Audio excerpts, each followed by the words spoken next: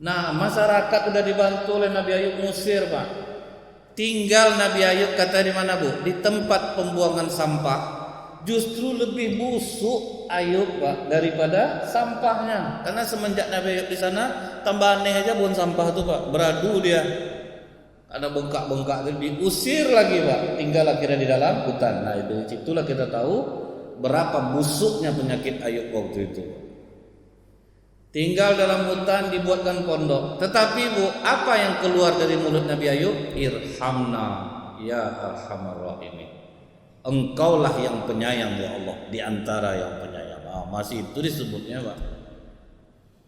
Tidak ada dia buruk sangka sama Allah. Tetap memuji Allah dalam musibah yang segitu besar. Apa kata istri Nabi Ayub? Melihat kondisi Nabi Ayub sudah tinggal kulit pembalut tulang, bersinar matahari di depan, udah tembus-tembus sinarnya di belakang, udah bolong-bolong. Kata Siti Rahmah, wahai Ayub, kau ini kan Nabi, kau minta sembuh aja sama Allah, pasti disembuhkan oleh Allah. Jawaban Nabi Ayub apa? Berapa tahun kita hidup senang, Siti Rahmah? 80 tahun Ayub. Berapa tahun aku sakit? 13 tahun. Malu aku minta sembuh ke Allah. Lebih banyak masa senang aku daripada masa sakit.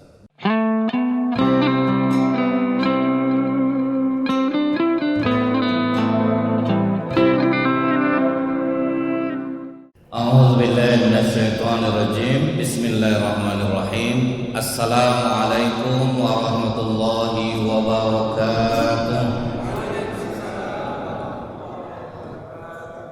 Innal hamdalillah nahmaduhu wa nasta'inuhu wa nastaghfiruh wa na'udzu billahi min shururi anfusina wa min sayyiati a'malina. May yahdihillahu fala mudilla lahu wa may yudlil fala hadiya lahu. Asyhadu an la ilaha illallah wahdahu la syarika lah wa asyhadu anna Muhammadan abduhu wa rasuluh. Allahumma shalli wa sallim wa barik ala hadzal nabiyil karim wa ala alihi wa sahbihi ajma'in. Bapak Ketua Masjid beserta pengurus yang saya hormati, Bapak-bapak, alim ulama, tokoh masyarakat, cerdik pandai, Bapak Ibu orang tua yang saya muliakan, hadirin hadirat yang semoga kita semua senantiasa dirahmati oleh Allah. Amin ya rabbal alamin. Kalau kita lihat di dalam Al-Qur'an, dikatakan Allah wala nabluukum bisyarri wal khair wa ilaina turja'un. Kami akan menguji kamu dengan keburukan serta kebaikan, dan kepada kami lah kalian akan kembali. Kata Ibnu Katsir rahimahullah, makna dari ayat ini, Allah menguji kita dengan keburukan serta kebaikan itu. Allah ingin tahu siapa yang ketika diberikan musibah dia bersyukur, diberikan kebaikan dia bersabar. Itu sebetulnya, Pak. Orang kan banyak kalau musibah dia bersabar, kalau dikasih kenikmatan dia bersyukur. Nah, cuman maksud ayat ini, orang yang dikasih musibah dia justru malah bersyukur. Karena apa yang baik menurut kita belum tentu baik menurut Allah. Kadang apa yang buruk menimpa kita justru itu yang baik menurut Allah. Jadi jangan pernah kita menjadikan sebuah musibah itu sesuatu malapetaka, menandakan Allah benci sama kita. Tidak. Banyak hal-hal positif di balik sebuah musibah. Waktu pesawat Lion Air terbang, ada satu orang penumpang yang ketinggalan. Ngamuk-ngamuk dia di bandara, Pak. Setelah tahu Lion Air jatuh, Pak, alhamdulillah, untung tidak jadi aku naik. Kalau tidak aku mati. Jadi kadang orang-orang yang tidak memahami tentang cara Allah, maka akan berburuk sangka kepada Allah. Tapi kalau orang-orang yang tahu akan kebaikan Allah, Allah tidak akan menzolimi dia. Makin dikasih musibah, makin cinta dia kepada Allah. Kalau kita lihat Nabi Ayub, ini sering kita dengar. Nabi Ayub ini nabi yang komplit Pak. Secara duniawi materinya banyak, secara ukhrawi ibadahnya lebih jauh hebat daripada pencarian dunianya. Biasanya orang kan kalau udah sibuk Pak pasti lupa akhirat. Ada pula orang terlalu taat ibadah, enggak pula mau cari dunia. Nah ini bahayanya Pak. Tapi Nabi Ayub kombinasinya itu imbang Bu. Bekerja kuat, ibadah kuat. Ini sebetulnya jauh lebih baik loh Pak. Sahabat Rasulullah Abdurrahman bin Auf bekerja kuat, sedekah kuat. Jadi kita dalam Islam ini tidak terlarang untuk kaya, asal bisa kita Pak, dengan kekayaan itu justru untuk menjadi jalan bagi kita menuju akhirat. Jadi saking taatnya Nabi Ayub ini dan bisa menyeimbangkan antara dunia dan akhiratnya Pak. Iblis iri Bu. Jadi dalam riwayat disebutkan iblis meminta celah kepada Allah. Ya Allah, berikan aku celah. Karena aku yakin Ayub ini dia rajin ibadah untuk mempertahankan hartanya. Jadi anggapan orang pun sering seperti itu kan Pak. Kenapa Bapak rajin sedekah? Supaya terpelihara harta. Kenapa rajin sholat duha Pak? Supaya kaya. Jadi iblis pun menyangka Nabi Ayub seperti itu Bu. Dia taat ibadah, rajin sedekah untuk mempertahankan hartanya. Tolong bukakan celah kepada aku ya Allah. Dikasih izin oleh Allah Pak. Silakan kau ujilah Ayub. Apa yang dirusak iblis pertama kali? Harta kekayaannya. Peternakan habis, perkebunan habis Pak.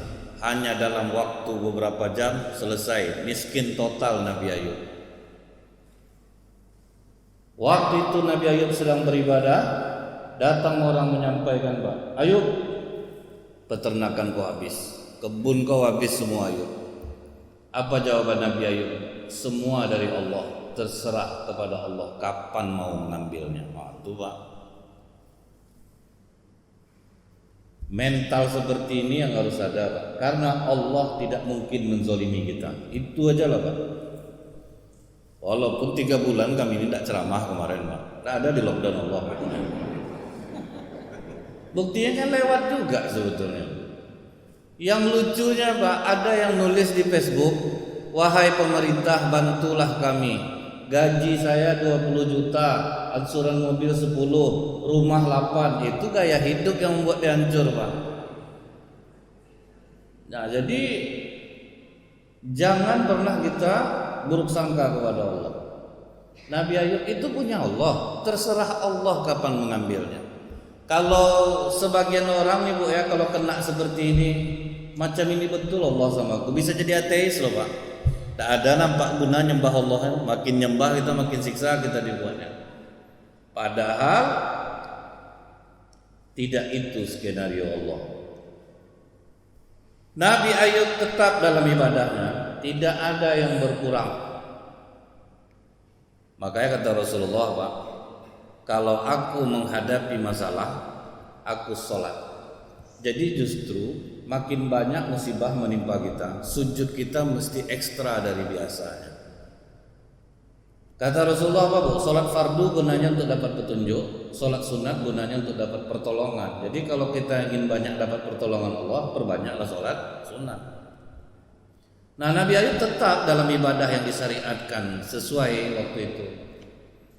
Apalagi kata iblis kepada Allah Pak, ya Allah, Ayub ini masih taat karena dia masih punya anak. Anaknya kerja masih bisa membiayai dia. Makanya dia tetap tenang aja ya Allah. Terserah apa mau kalian buat ke anaknya. Terserah, diizinkan betul oleh Allah Pak. Silakanlah, buatlah. Anak Nabi Ayub sedang ngumpul di satu rumah, digempakan oleh iblis Pak. Semua anak Nabi Ayub mati.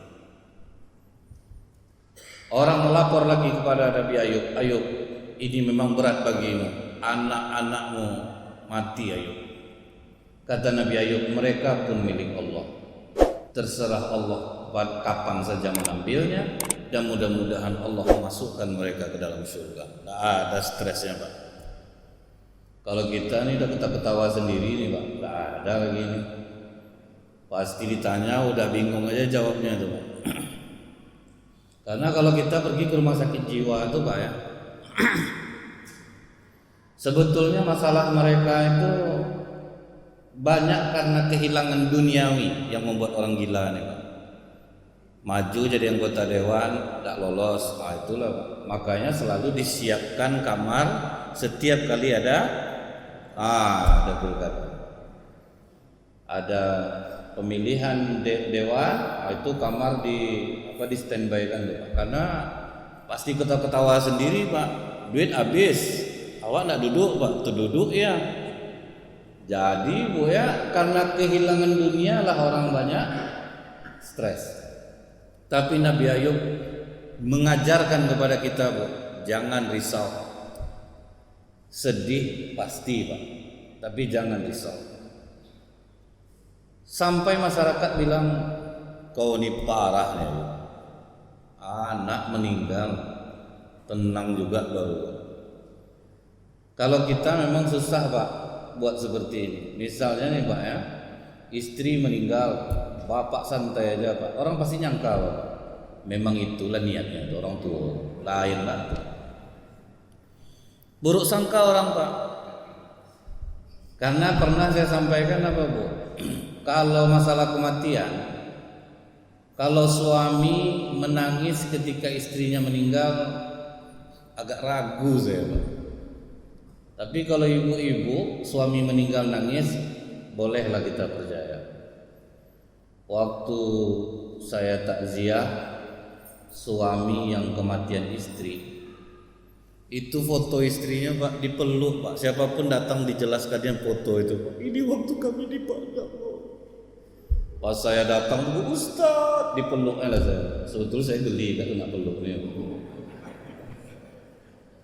Jadi Bu ya, ditunjukkannya lah foto itu Pak.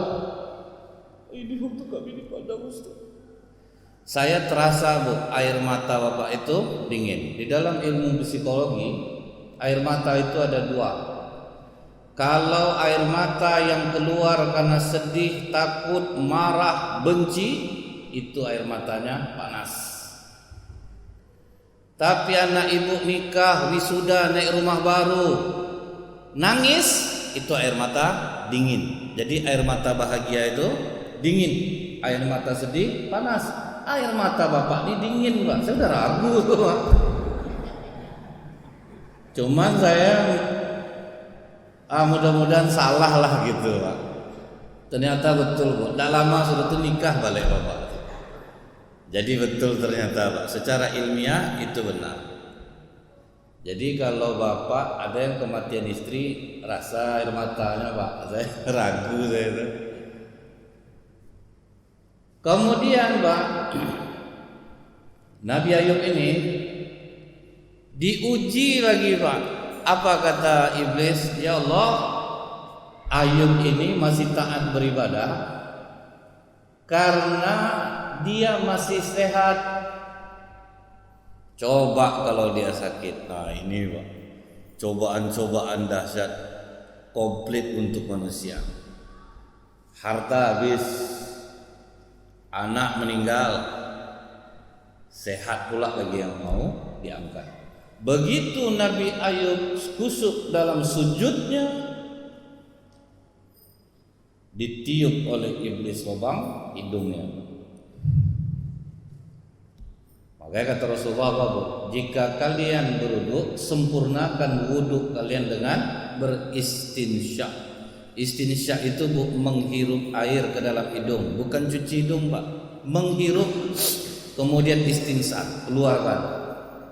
Pedih itu Pak. Nah, jadi kalau yang sebetul wudu itu Bu yang mau merah mata menghirup air itu Pak.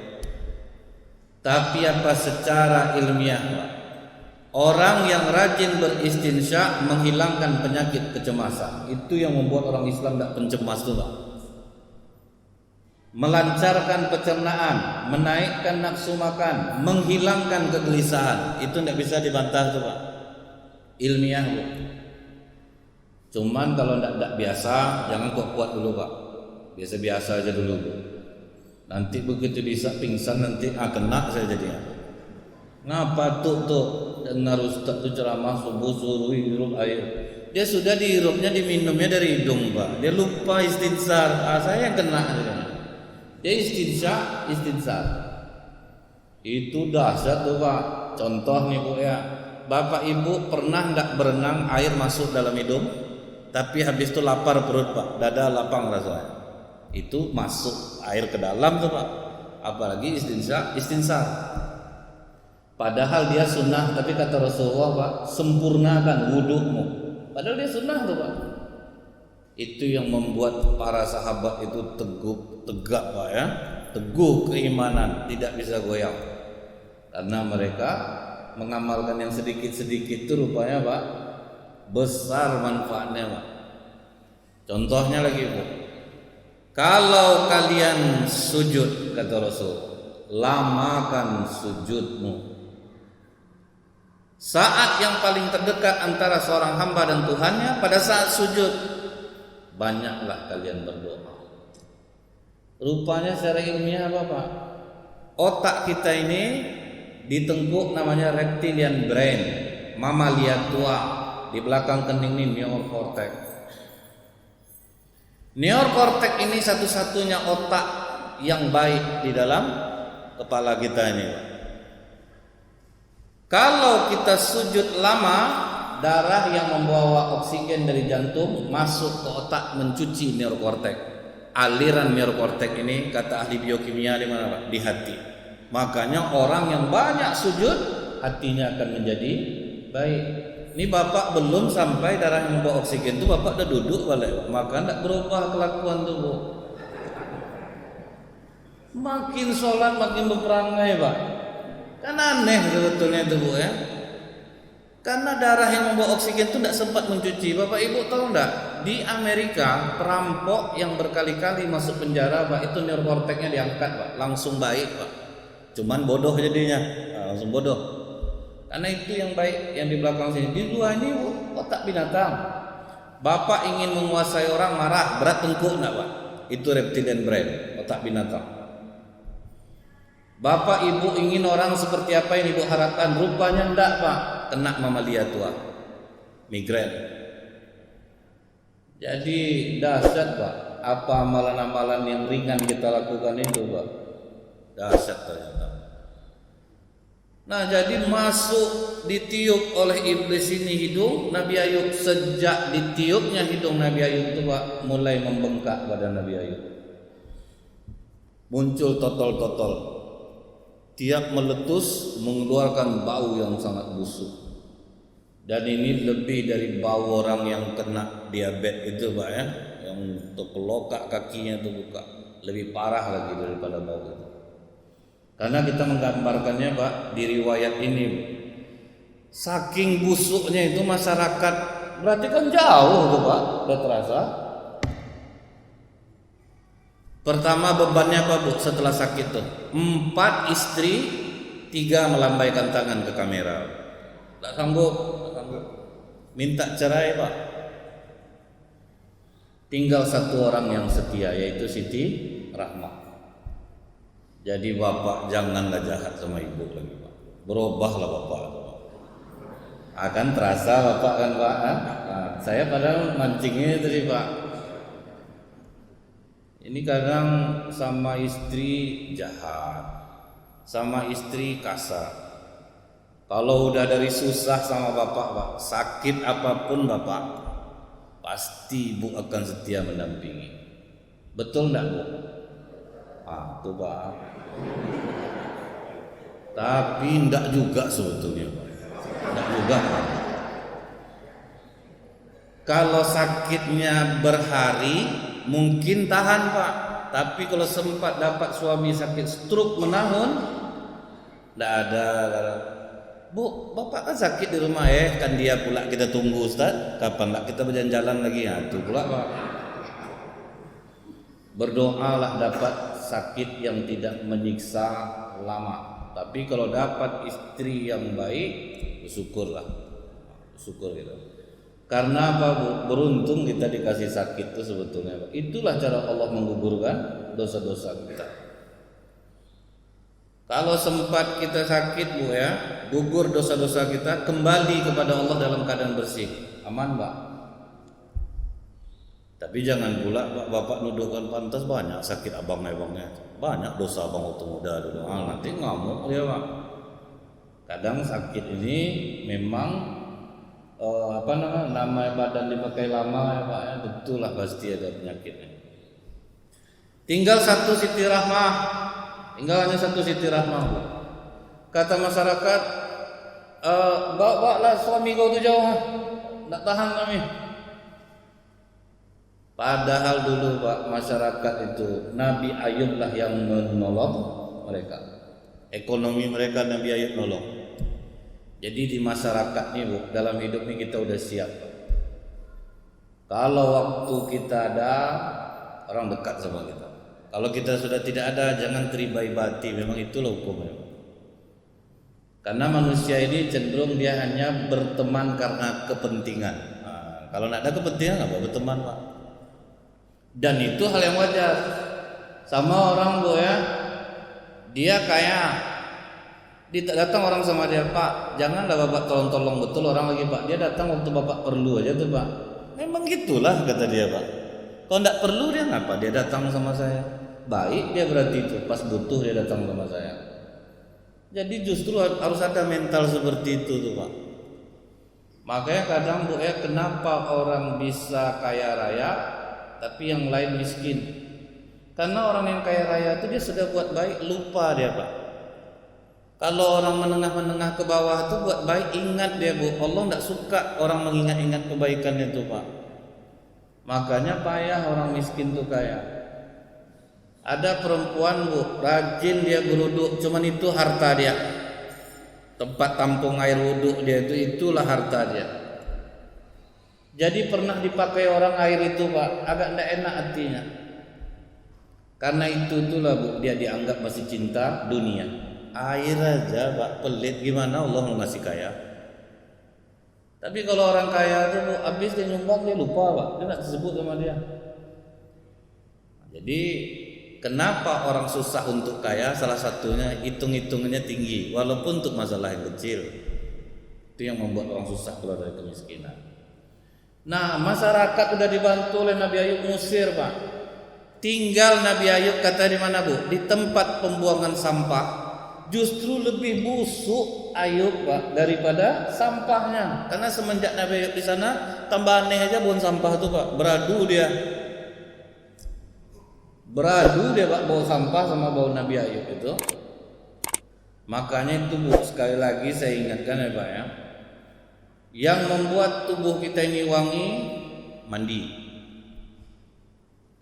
Kalau misalnya baju kita kasih parfum, badan busuk, bau kelahi bau tuh Pak, betikai dia Bu. Itu lebih parah lagi tuh Pak. Jadi Nabi Ayub ini betikai bau sampah sama bau badannya. Ada bengkak-bengkak itu diusir lagi Pak. Tinggal akhirnya di dalam hutan. Nah itu itulah kita tahu berapa busuknya penyakit Ayub waktu itu. Tinggal dalam hutan dibuatkan pondok. Tetapi Bu, apa yang keluar dari mulut Nabi Ayub? Irhamna ya arhamar rahimin.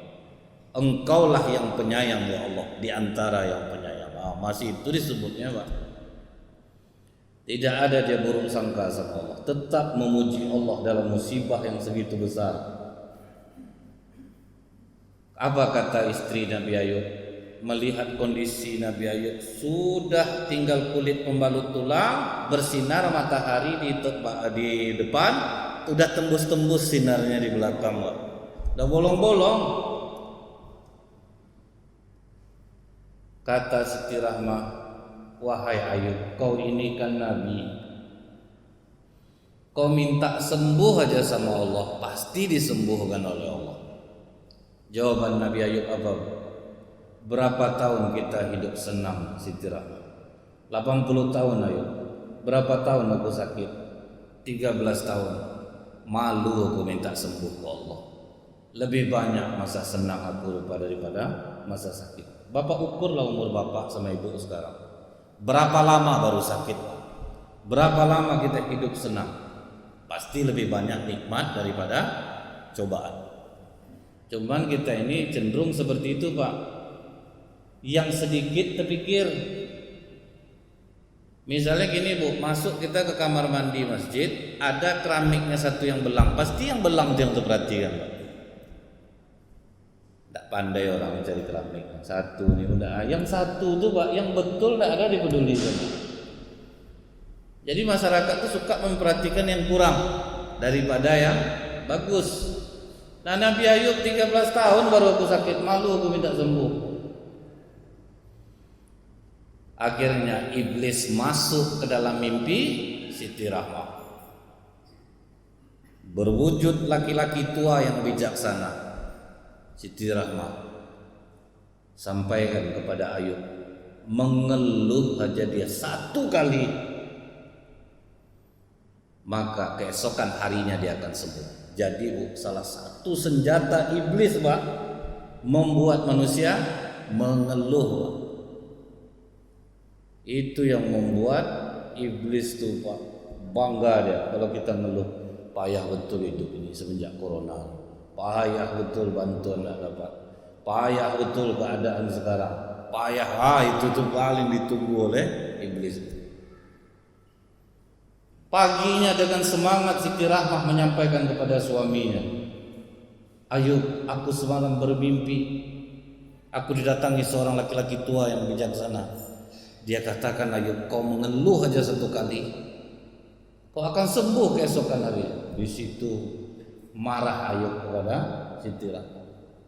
Kau akan adu aku dengan Robku, pergi kau Siti Rahmah, pergi kau. Jadi masalah pergi Siti Rahmah ini ada dua masalah. Dia bekerja untuk memberi makan Ayub, dia menjual kunci rambutnya, itu Nabi Ayub sudah marah.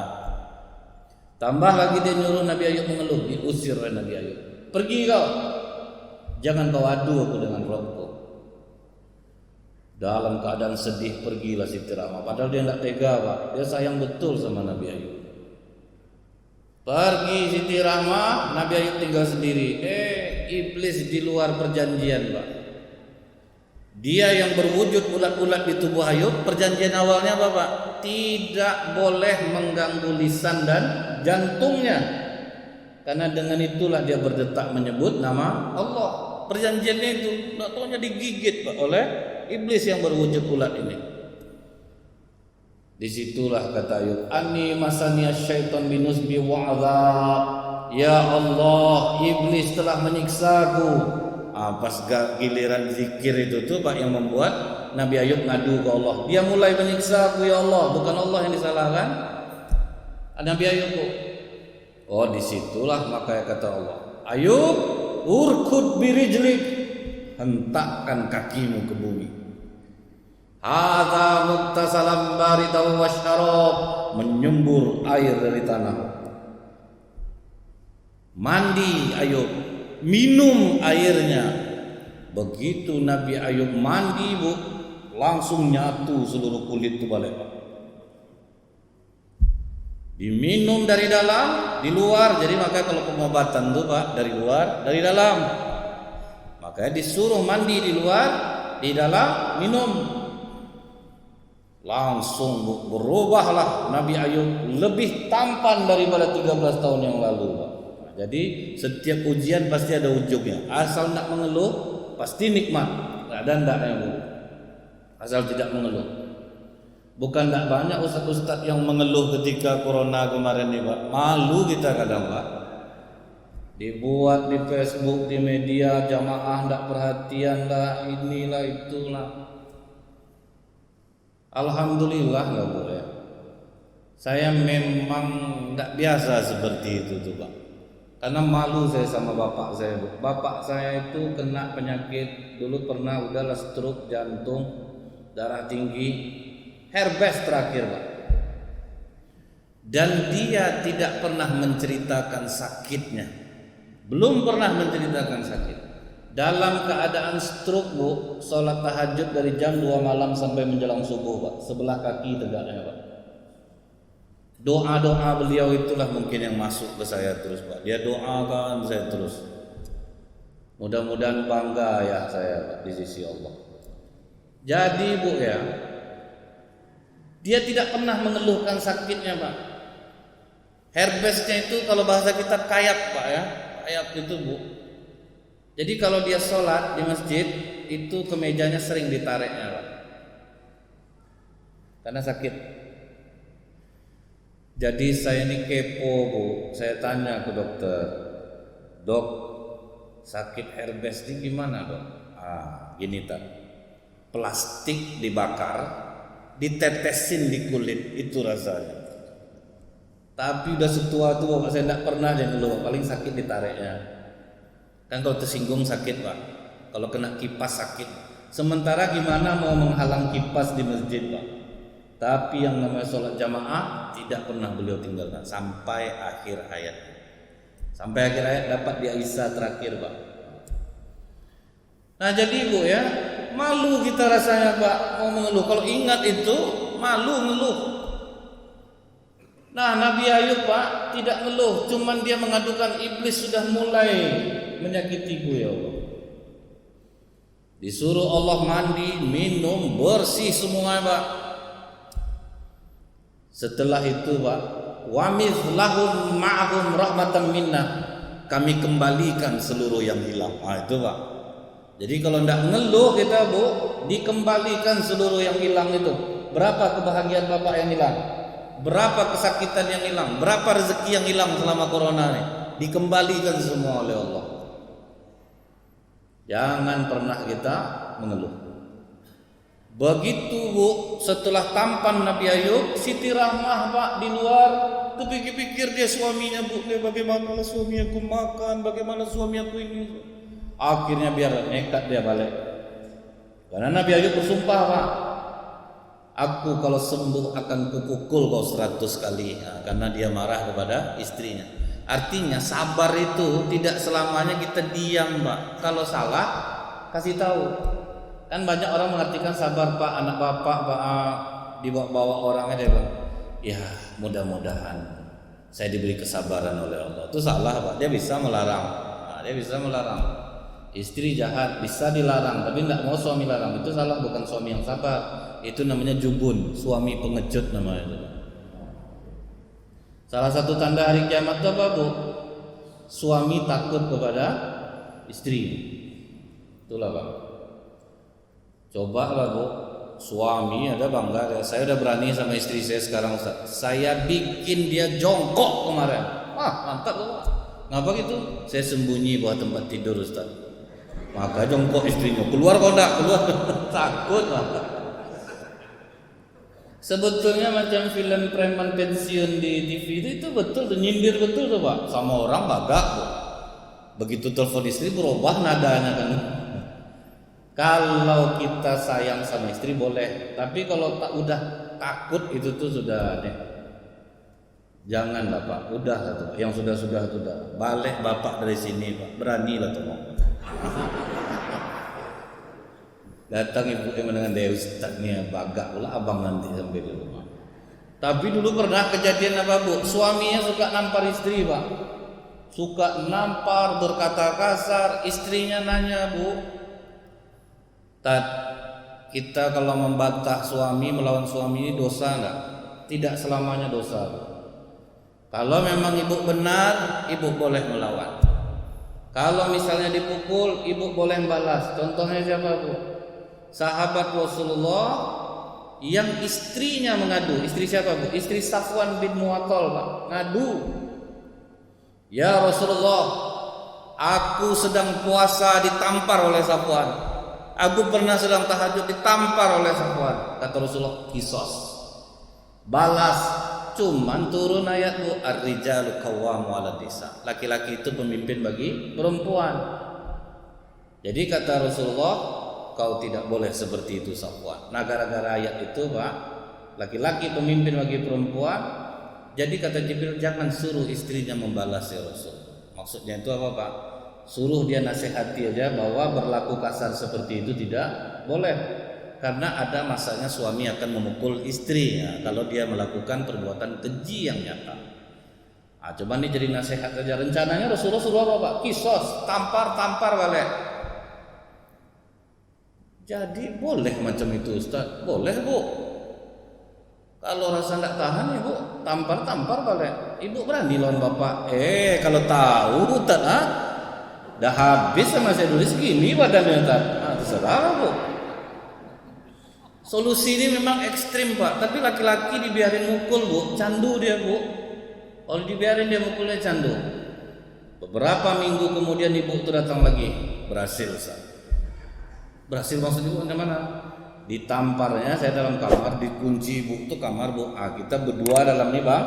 Siapa yang berhasil hidup bisa keluar kamar. Menggigil suami Bang. Apa kau nih Dek? Apa salah Bang? Abang kita takutnya sejak itu berubah. Tidak berani lagi macam-macam Bu.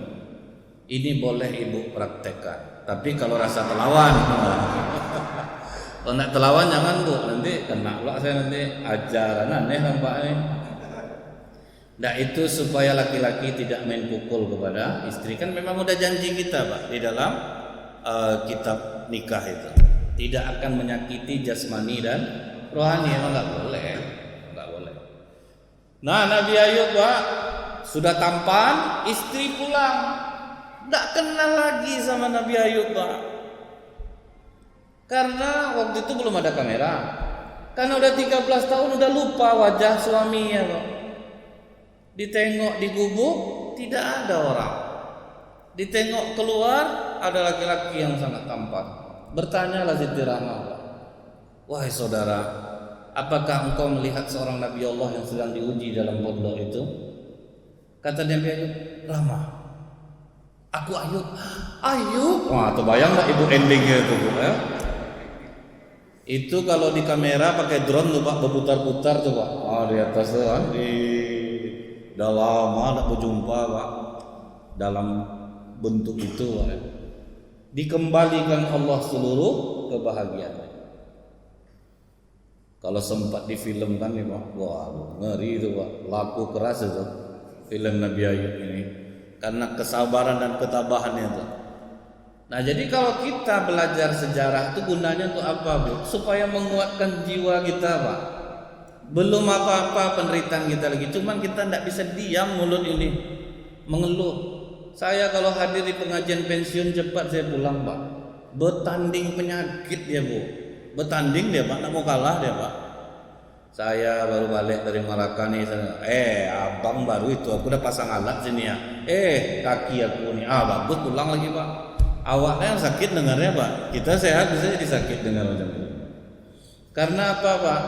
Mendengar berita negatif bisa mengenakan jiwa. Satu orang kena di mall, itu orang udah takut masuk mall jadinya loh Pak. Itu ngerinya berita negatif tuh Bu. Pokok kalau berita negatif bahaya. Dokter lah misalnya Bu ya, pernah kan saya sampaikan kepada Bapak Ibu, Bapak Ibu sakit kepala biasa, datang ke dokter Bu, Ibu masuk digelengkannya kepalanya bertambah penyakit Bapak. Berat. Wah tuh mulai Pak. Kenapa dokter? Ibu apa keluhan? Sakit kepala biasa aja kan? Ibu bilang biasa. Di senternya mata. Ya Allah, tidak berani bisa mati Bapak keluar dari ruangan itu Pak. Jadi buatnya. Makanya kata Rasulullah Pak, salah satu amalan yang dicintai oleh Allah memasukkan kebahagiaan ke dalam hati orang.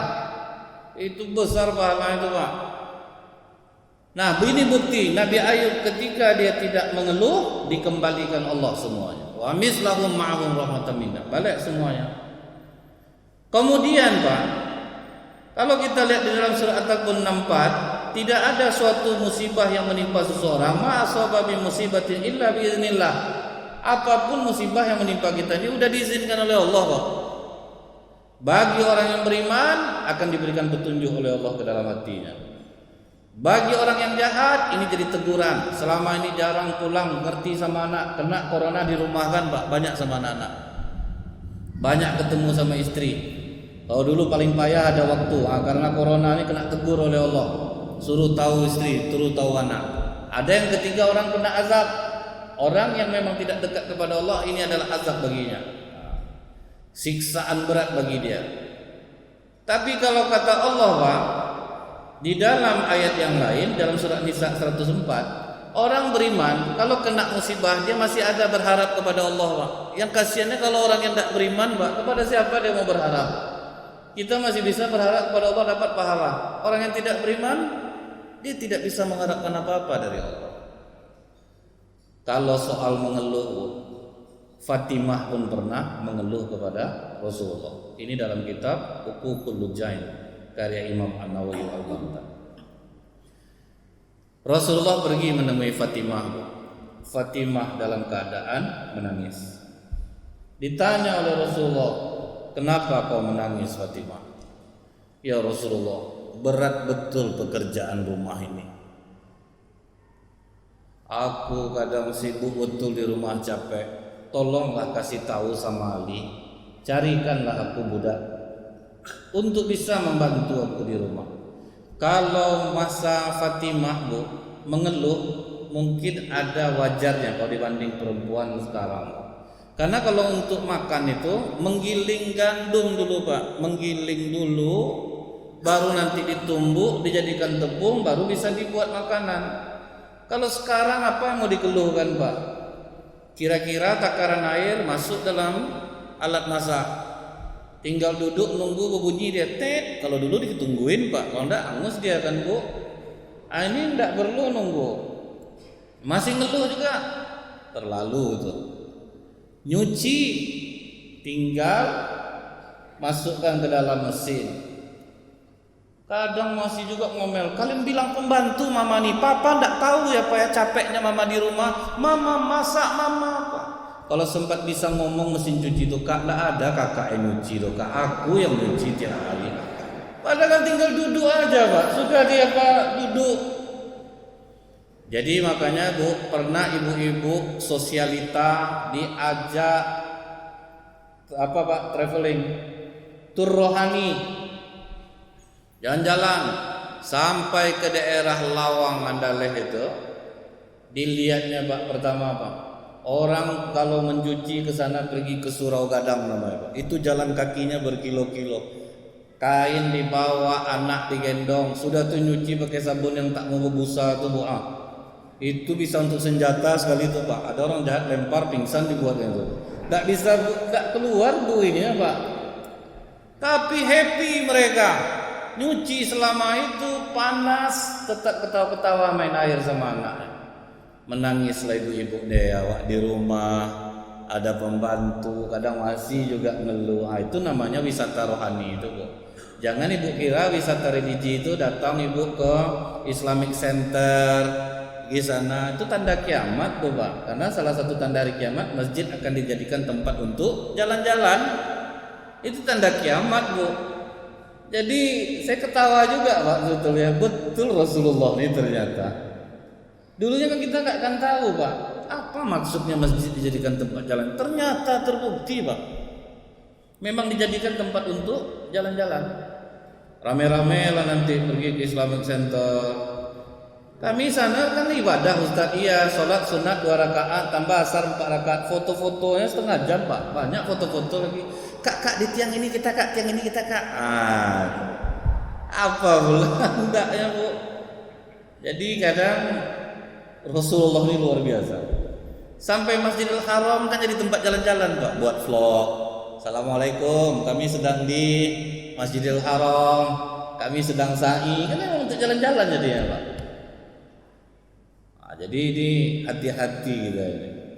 Nah, jadi Fatimah ini minta kepada Rasulullah, tolong bilang sama Ali, ya Rasulullah, carikan aku budak. Rasulullah mendekat duduk di samping Fatimah. Kemudian apa kata Rasulullah? "Wahai Fatimah, Allah ingin menuliskan kebaikan untuk melebur dosa-dosamu dan mengangkat derajatmu.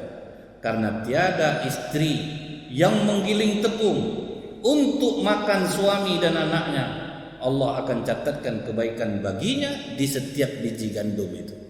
Jadi pahala perempuan masak itu per butir nasi dihitung oleh Allah. Apa lagi yang mau dikeluhkan, Pak? Sebesar itu pahala capek dibalas Allah besar. Disitulah kadang banyak perempuan yang justru punya pembantu, waktunya malah nggak cukup.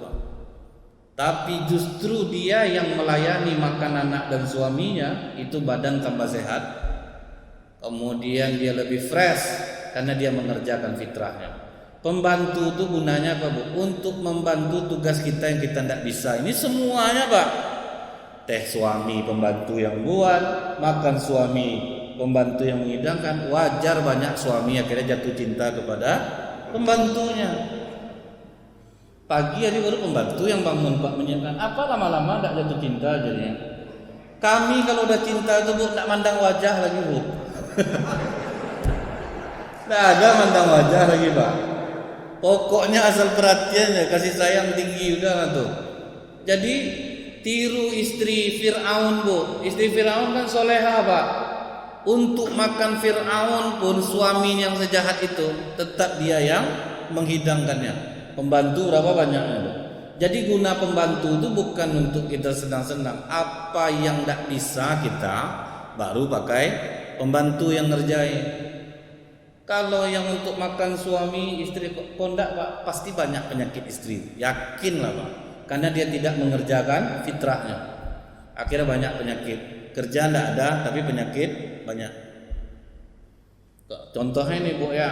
Perempuan terbukti apabila dia sering melahirkan, dia justru malah awet muda. Perempuan sekarang takut beranak, Pak. Anak 1, anak 2 selesai. Jadi lemah badannya, Pak. Lemah badannya. Justru yang makin banyak anaknya itu makin dia sehat. Kemudian, Bu, apalagi kata Rasulullah, tiada keringat istri menggiling tepung untuk suaminya, Allah jauhkan dia dari neraka. Letih kerja, Bu, keluar keringat, janganlah netes ke dalam kuah tuh, Bu, ya. Kadang, Pak, berubah nanti rasa tuh, Pak. Rasa garam sama keringat tuh agak lain tuh, Bu. Janganlah gara-gara keringat tuh dimati aja kipas sedang masak tuh, Pak. Nih pertetes keringat nih pahalanya, janganlah, Bu.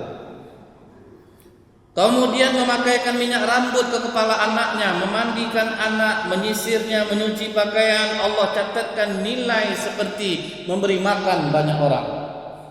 Supaya banyak ibu-ibu semangat memandikan anaknya. Karena terbukti ini berat, Pak. Banyak anak-anak yang tidak mandi, mamanya gagah, bapaknya gagah, anaknya mandi tidak dipedulikan. Mandi kalian sendiri sana, manalah bisa dia bersih mandi, Pak. Dia tidak tahu takaran sabun, menggosok punggung dia tidak tahu. Yang perutnya aja digosoknya teruskan, Bu, itu siramnya, Pak. Mandikan anak, Bu. Ada di Pekanbaru nih, Pak, sampai ngadu masyarakat ke Komnas Amanah. Ibu pegaya, suami pegaya, anak telantar, Bu. Sampai tetangga yang ngasih dia makan. Akhirnya tak tahan tetangga lagi. Pokok di Pekanbaru ini nyata, Pak. Kalau sempat orang nonton besok nih, iya, di tetanggaku betul nih. Karena memang santer loh, Pak. Sampai ke Komnas Amanah. Tidak dipedulikannya anaknya, Bu. Kadang cobalah, Bu, pasarisan, emaknya gagah gamisnya, Pak, tas bagus, datang anak berselebung, ma makan, mama dulu dia bersihkan anak tuh. Kalau tidak sempat istri, Pak, bapak yang mandikan anak.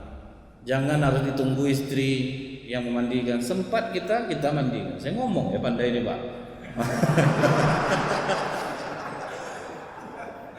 Memberi pengajaran yang baik itu kan betul, Pak, ya. Kalau sempat kita mandikan. Tapi ya, saya memang suka memandikan anak. Memang suka saya, Pak. Kalau menyuruh istri itu betul-betul ditengok posisinya, dia lapang atau tidak. Karena kan Rasulullah mengajarkan itu, Bu. Apa yang sempat dilakukan suami, lakukan sendiri. Ini, Bu, udah macam pembantu istrinya, Bu. Sepatu, kaos kaki, pasangkan. Sepatu, salam, cium tangan, tuh kisbai disuruhnya istrinya di pintu. Sampai malu saya sama masyarakat, tak? Kenapa? Harus gitu, tak? Pokok kalau abang tuh pergi kerja, tak? Kisbai kita dari jauh. Sampai nama saya, Bu, kisbai, kata orang sini. Apa ndak bahaya tuh, Bu, sambil naik Honda bapak tuh kisbai? Udah hafal dia komplek nih, Ustaz. Jam berapa ada mobil, ada sibuk, udah tahu dia. Sampai nengok ke belakang tuh, Pak, Honda tuh, kisbai. Ini kan terlalu betul Pak memperlakukan istri. Jangan kita ini jadi raja di rumah Pak. Kita ini partner, junjungan istri. Susah istri, kita yang membantu. Sebetulnya tahu Bapak daripada saya lagi. Rupanya Pak, banyak Bu, kakek-kakek umur 60 lebih pula bermasalah daripada orang-orang baru nikah rupanya Pak. Lain Pak cemburu datuk-atuk ini rupanya Bu, ngeri Pak. Karena saya menyelesaikan masalahnya Bu. Bayangkan Pak, saya semudah ini. Nenek sama kakek berkelahi berdua Bu, macam anak ABG Pak. Malu saya ngomongnya Bu. Geli Pak, macam gini rupa atuk-atuknya. Makin atuk-atuk tuh ngeri cemburu rupa Pak. Yang istri jadi pecemburu. Dia apa masalahnya tuh? Anak kos sebelah saya nih saya kasih jambu Ustaz. Ngamuk. Ngasih jambu ke anak kos sebelah aku ditarik sama istrinya. Lah ini nenek dulu buat cemburu Bapak hati tuh Pak. Nah kemudian apalagi kata Rasulullah Bu, ketika seorang istri mengandung janin di perutnya, selama itu pula malaikat mendoakannya, sehingga apabila dia melahirkan dicatat sebagai mujahid, dan kalau dia hidup maka dia keluar pula dari dosa seperti ibunya waktu melahirkan dirinya. Jadi setiap perempuan yang melahirkan hapus dosa-dosanya, hapus dosa-dosanya. Jadi salah satu kadang untuk penebus dosa istri itu dengan beranak belum. Jadi kalau ada istri Bapak minta anak, dosa apa yang sudah kau buat sama Bapak? Boleh Bapak tanya itu Pak. Karena memang dengan cara itu dosa banyak berguguran. Tapi lihat Pak, apakah para nabi dan rasul pernah mengeluh? Ya Allah, sesungguhnya kaumku menjadikan Al-Quran itu sesuatu yang diacuhkan. Maka kata Allah, wa kadzalika ja'alna likulli nabiyyin aduwwan minal mujrimin wa kafa bi rabbika hadiyan wa nasira. Begitulah setiap nabi. Telah kami adakan musuh dari orang-orang berdosa. Cukuplah Allah menjadi pemberi petunjuk dan penolong. Artinya apa? Nabi kalau ngadu hanya kepada Allah. Pernah tak dengar Nabi curhat kepada sahabat? Payah sekarang. Belum ada satu pun belum ada. Para sahabat pun Pak mencontohkan ini Pak. Mereka juga tidak mau mengeluh kepada manusia. Sampai Abu Hurairah Pak diam di saat kelaparan Pak. Dia dalam keadaan lapar nih Pak, ditunggunya di jalan. Lewat Umar bin Khattab Pak. Mudah-mudahan diajaknya aku makan. Lupa ndak Pak. Tapi tidak mau mulut ini ngomong. Lewat Abu Bakar Siddiq, mudah-mudahan Abu Bakar ngajak aku makan. Lupa tidak juga Pak. Lewat Rasulullah. Nampaknya memang Rasulullah yang ngajak aku makan. Kata Rasulullah, Abu Hurairah, ikut aku. Sampai di rumah, dikeluarkan Rasulullah makanan, panggil ahlus sufah yang ada di masjid, suruh dia makan. Padahal dia dalam keadaan kenapa? Dia orang tua dulu yang makan, aku enggak juga. Dipanggil dulu orang makan dulu. Setelah selesai orang semuanya makan, baru kata Rasulullah, "Hai Abu Hurairah, makan." Begitulah sahabat menyembunyikan laparnya Pak. Padahal Rasulullah tahu, ketawa Rasulullah bahwa dalam keadaan lapar pun kita lebih mendahulukan orang lain daripada diri kita sendiri. Subhanakallahumma bihamdika asyhadu an la ilaha illa anta astaghfiruka wa atubu ilaik. Banyak maaf. Assalamualaikum warahmatullahi wabarakatuh.